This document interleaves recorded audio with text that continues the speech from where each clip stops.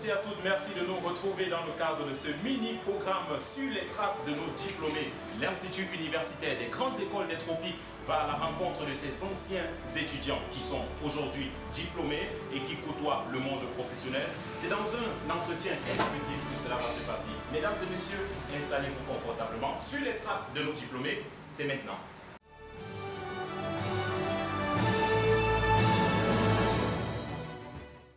Merci infiniment de nous recevoir à ton lieu de service pour répondre aux questions de l'UGET. Mais dans un premier temps, tu te présentes pour que les uns et les autres puissent savoir qui est en face. C'est un plaisir. Je m'appelle Nganzouti Roland Chevalier, magasinier à Trapo, ancien élève de l'ISTPI, ici, aujourd'hui UGET. Aujourd'hui devenu UGET. Un diplômé de l'UGET. Bien sûr, bien sûr. Voilà. Alors, justement, parlez-nous de votre séjour à l'UGET. Ou alors à l'ISTI, parce que vous étiez étudiant à l'ISTI, aujourd'hui devenu UGET. Cela n'était pas facile, mon frère. Mon parcours à l'ISTI, vraiment n'était pas facile parce que je me prenais comme un enfant du lycée, quoi. On se voit un peu venir à l'école à 8h, et quand on arrive à 8h, le portail était pratiquement fermé, pour lesquels on était obligé de rentrer. À l'ISTI, on avait un sujet général qu'on appelait Papa Tana, que je voyais qu'on ne trouvait que dans le lycée. Aujourd'hui, je trouve ça à l'UGET. Tellement la discipline régnait que même le téléphone portable, on l'utilisait pour le repos. Ce n'était pas facile.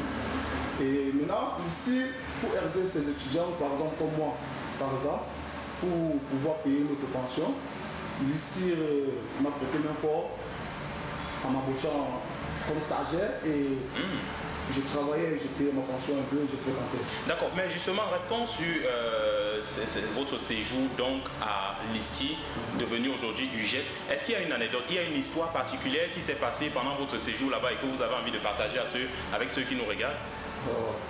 Voilà, ça se voit. Quand il y a un sourire comme ça veut dire qu'effectivement quelque chose s'est passé. Je me souviens comme c'était hier, quand j'ai eu à faire une marche sportive avec le promoteur en personne, le Laurent Benguepi, où nous avons pris de l'ISTI, allons continuer le marché vraiment, c'est-à-dire revenu à Liège, où nous avons livré un match de football, les étudiants contre le staff, les enseignants.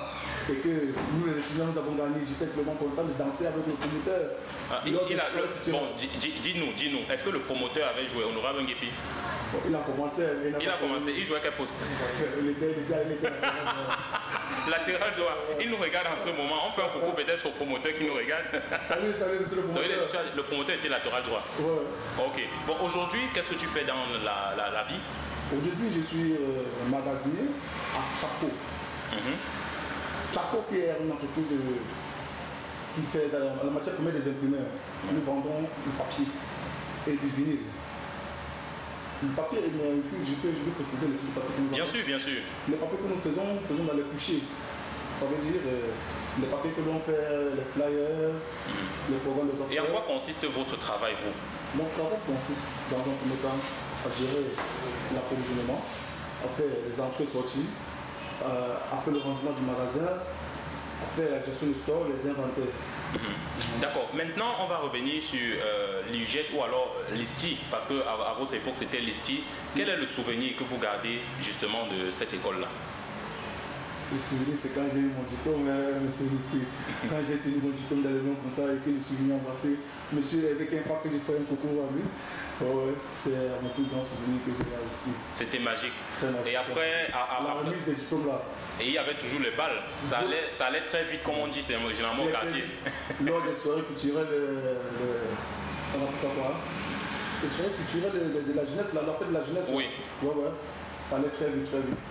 D'accord, pour terminer, est-ce qu'il y a un message fort que tu as envie de partager aujourd'hui avec ceux qui nous regardent, tes cadets qui sont encore en train de suivre la formation ou alors aux futurs bacheliers? Bon, je vais dire à mes frères qui sont encore sur les bancs de respecter dans un premier temps ce que les enseignants le disent. Parce que plus tu respectes, plus tu t'assures dans les entretiens quand tu arrives en entreprise.